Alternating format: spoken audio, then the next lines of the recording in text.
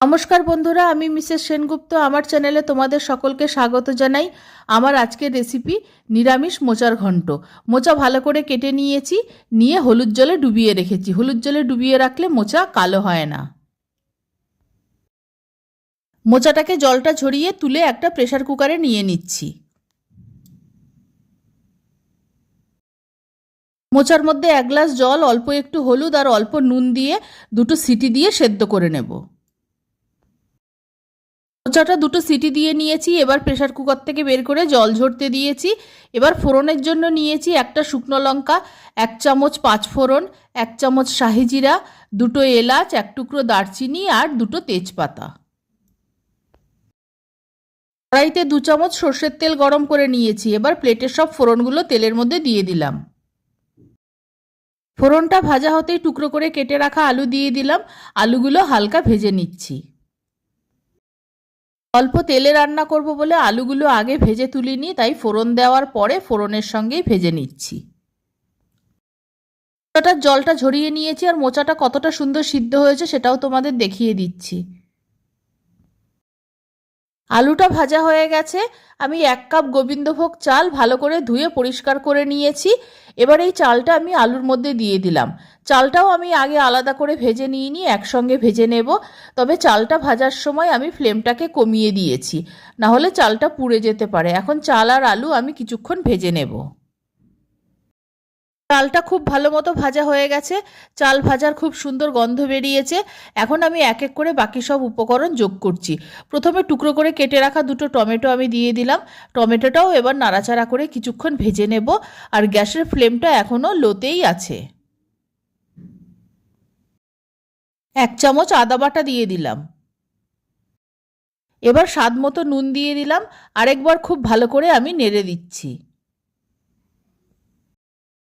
আদার কাঁচা গন্ধটা চলে যাওয়া পর্যন্ত আমি লো ফ্লেমে কিছুক্ষণ নাড়াচাড়া করে নিলাম। 1/2 চামচ হলুদ গুঁড়ো, 1 চামচ ধনে গুঁড়ো, 1 চামচ জিরে গুঁড়ো আর 1 চামচ লাল লঙ্কার গুঁড়ো অল্প জল দিয়ে গুলে রাখছি। এইভাবে মশলা আগে থাকতে গুলে নিলে বাটা মশলার কাছাকাছি স্বাদটা হয়।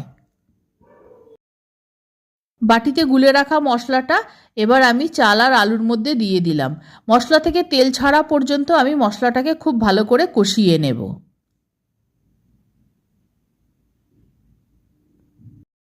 মশলাটা কষানো হয়ে গেছে। এবার সেদ্ধ করে রাখা মোচাটা মশলার মধ্যে দিয়ে দিলাম।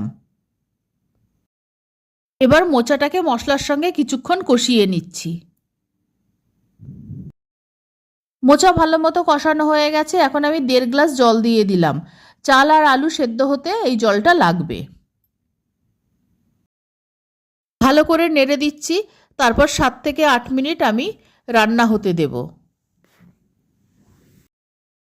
মুঠো চিনে বাদাম আমি মিক্সিং জারে গুঁড়ো করে নিচ্ছি।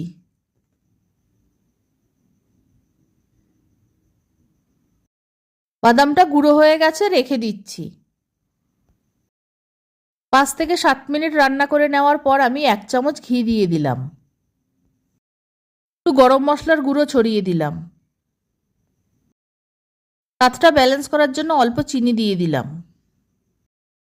আরেকবার নেড়ে সবকিছু ভালো মতো মিশিয়ে দিলাম। চাল আর আলুটা ভালো মতো সিদ্ধ হয়ে গেছে। আর এই চাল আলু সিদ্ধ হয়ে যাওয়ার পর যখন অল্প অল্প জল থাকবে, ঠিক সেই সময় বাদাম গুঁড়োটা ছড়িয়ে দেব। বাদাম গুঁড়োটা ছড়িয়ে দেওয়ার পর আরেকবার খুন্তি দিয়ে খুব ভালো মতো নেড়ে মিশিয়ে দেব। তারপর লো ফ্লেমে ঢাকনা দিয়ে মিনিট 3-4 আমি রান্না করে নেব। আর বাড়তি জলটা শুকিয়ে নেব, তাহলেই রান্নাটা হয়ে যাবে। 3-4 মিনিট হয়ে গেছে, ঢাকনাটা তুলে নিয়েছি। বাড়তি জলটাও শুকনো হয়ে গেছে। আমার রান্নাটা পুরো তৈরি হয়ে গেছে। এবার আমি নামিয়ে নিচ্ছি। গোবিন্দভোগ চাল দিয়ে নিরামিষ মোচার ঘন্ট তৈরি হয়ে গেছে। আমার এই রেসিপি ভালো লাগলে আমার চ্যানেলকে সাবস্ক্রাইব করার, লাইক করার, শেয়ার করার অনুরোধ রইল। আর আমার নতুন পুরনো সকল বন্ধুদের আন্তরিক ধন্যবাদ ও ভালোবাসা জানিয়ে আমি আমার ভিডিও শেষ করছি।